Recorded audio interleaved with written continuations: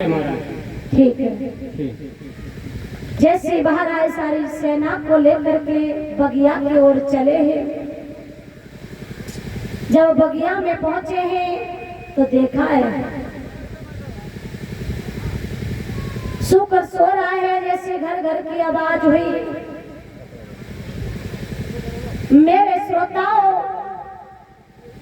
जैसे सूकर पे हमला करना चाहते, एकदम घर घर की आवाज हुई। सूकर निकल के भाग गया और वही सूकर जाकर के एक झाड़ी में छुप गया। महाराज हरिश्चंद्र के हाथ से, यानी सामने सूकर का सूकर ही गुजरा।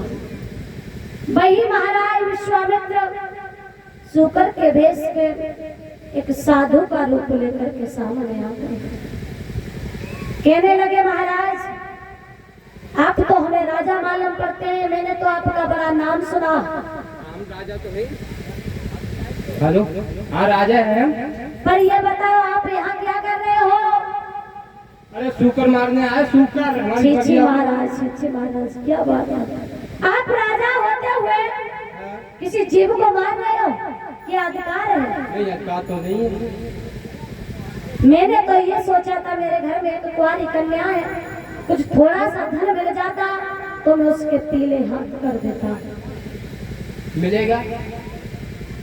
मिलेगा? हाँ मिलेगा, बिल्कुल बिल्कुल। तो आपके पास जो भी इस समय है उसी का संकल्प कर दो। हाँ कर देंगे। तो संकल्प कर दो। क्या है आपके पास में? मेरे पास?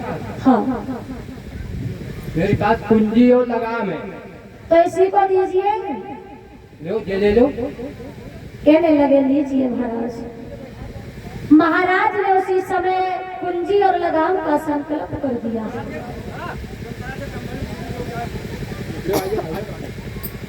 जैसे कुंजी और लगाम का संकल्प कर दिया,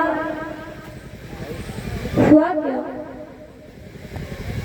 महाराज को लेकर के कहने लगे, महाराज कुंजी और लगाम का संकल्प तो हो गया, कुछ थोड़ी सी दक्षिणा और मांग लो।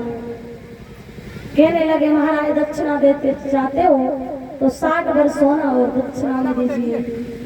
ठीक है महाराज, आप मेरे साथ चलो, मैं आपको चाकर के महलों में आपकी दक्षिणा दे दूंगा। उसी समय दक्षिणा के कहने के बाद महाराज के साथ महलों में आए। महाराज ने आकर के खजांची को बुलवाया और कहने लगे, महाराज इन महाराज जी को 60 भर सोना दे दो ला करके। खजांची कहने लगा, महाराज चाबी तो दे दो। और जैसे चाबी का नाम सुनो, महाराज हरिश्चंद्र के सर पसीना छूट गया। कहने लगे, चाबी और कुंजी का तो पहले ही संकल्प हो गया, अब क्या करें? विश्वामित्र आगे बढ़े और कहने लगे साधु के भेष में कि महाराज आपकी होश ठिकाने नहीं है, ये सारा धन राजपाट सारा मेरा हो गया और 60 भर सोना और बाकी बचा है।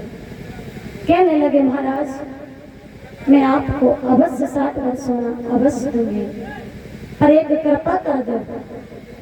कौन सी?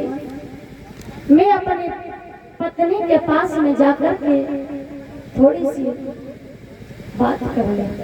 कहने लगे, ठीक है महाराज, हम तेरी बात को चाल को समझ रहे हैं। तू अपने मुंह से तो मना नहीं कर सकता, तू अपनी पत्नी के द्वारा मना करना चाहता है। कहने लगे, नहीं मेरी ऐसी पत्नी नहीं है, मेरी बहुत बड़ी पतिव्रता स्त्री है, मेरी पत्नी कभी नहीं कर सकती, मगर मुझे आदेश दीजिए मैं अपनी पत्नी के पास तक जाऊं। कहने लगे, ठीक है चले जाओ।